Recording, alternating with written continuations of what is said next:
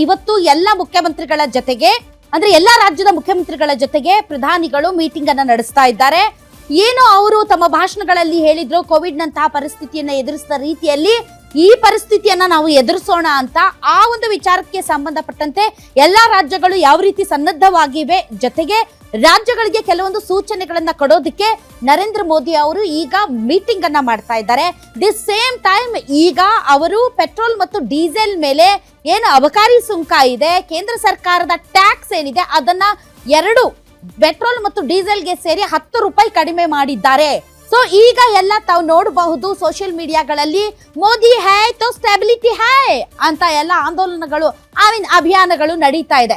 Actual ಆಗಿ ನಿಜಕ್ಕೂ ಕೂಡ ಇದು ಜನರಿಗೆ, ಸಾಯ್ತಾ ಇರೋರಿಗೆ ಒಂದು ಹನಿ ಬಾಯಿಗೆ ನೀರು ಬಿಟ್ಟಂಗ ಅಥವಾ ನಿಜಕ್ಕೂ ಕೂಡ ತುಂಬಾ ದೊಡ್ಡ ಇಂಪ್ಯಾಕ್ಟ್ ಮಾಡುವಂತಹ ಟ್ಯಾಕ್ಸ್ ನಲ್ಲಿ ಕಡಿತಾನ ಅನ್ನೋ ವಿಚಾರಕ್ಕೆ ಸಂಬಂಧಪಟ್ಟಂತೆ ಮತ್ತು ಯುದ್ಧ 1 ತಿಂಗಳ ಹತ್ತತ್ರ ಬಂತು. 29ನೇ ದಿನ ಇವತ್ತು. ಯುದ್ಧ ನಿಂತಿದ್ಯಾ? ಯುದ್ಧದ ಎಫೆಕ್ಟ್ ಕಡಿಮೆ ಆಗಿದ್ಯಾ? ಕದನ ವಿರಾಮ ಆಗುತ್ತಾ ಅಥವಾ ಯುದ್ಧನೇ ನಿಂತು ಹೋಗುತ್ತಾ? ಮಾತುಕತೆ ಆಗ್ತಾ ಇದೆಯಾ ಅಥವಾ ಇನ್ನೂ ಒಂದು 6 ತಿಂಗಳು ನಾವು ಸಫರ್ ಆಗ್ಬೇಕಾ?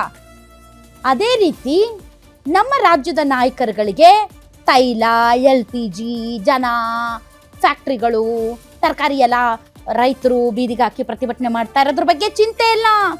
IPL ಟಿಕೆಟ್ ಬಗ್ಗೆ ಚಿಂತೆ. IPL ಟಿಕೆಟ್ಗೋಸ್ಕರ ಅಧಿವೇಶನದಲ್ಲಿ ಜಗಳಾಡ್ತಾ ಇದ್ದಾರೆ ನಮ್ಮ MLAಗಳು. ವಾವ್, ನಿಜವಾಗ್ಲೂ ಇಂಥ ಚರ್ಚೆಗಳಾಗ್ಬೇಕು. ಯಾಕಂದ್ರೆ ಮುಖ್ಯಮಂತ್ರಿಗಳಾದಿಯಾಗಿ ಎಲ್ಲರೂ ಕ್ರಿಕೆಟ್ ಫ್ಯಾನ್ಸ್ ಅಲ್ಲ ಪಾಪ, ಅವ್ರಿಗೆ ಫ್ರೀ ಟಿಕೆಟ್ ಬೇಕು.